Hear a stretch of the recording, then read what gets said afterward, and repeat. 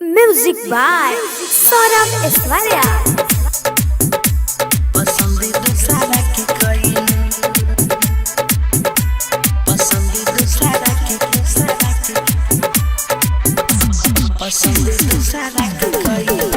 झूठो झूठो रानी की दिया तू खैलू पसंद दूसरा के कैलू पसंद दूसरा के कैलू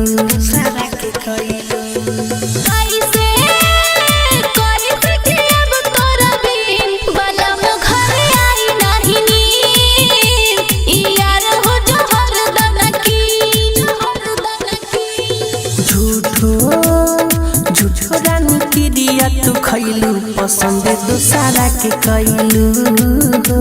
पसंद दूसरा के कैलू पसंद दूसरा के कैलू पसंद दूसरा के Saurabh Digital Recording Studio Motihari. पसंद दूसरा के कैलू पसंद दूसरा के कैलू पसंद दूसरा के पसंद दूसरा के कैलू कैसे तू गइलू बदल निकाला कोनो हल बचावा वाला बादी से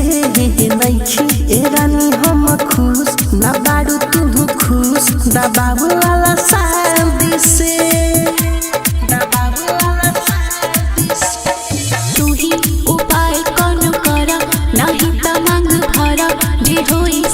खाली जाई हमरो बिचारे हे बाटे करे जब हमर फाटे केहू ना कुछ कर पाई पहिले से ना कर पैलू पसंद दूसरा के कैलू पसंद दूसरा के कैलू झूठा तू रानी क्रिया खैलू पसंद दूसरा के कैलू पसंद दूसरा के कैलू पसंद दूसरा के कैलू पसंद दूसरा के Saurabh Digital Recording Studio, Patna. पसंद दूसरा के कैलू पसंद दूसरा के कैलू पसंद दूसरा के पसंद दूसरा के कैलू टूटा ताने हिया के डोरा बातू हंसनी होरा ना कोनो गलत करी लेला हई प्यारे के निशानी ना होई परेशानी ई फोटो मोर देखते रही हा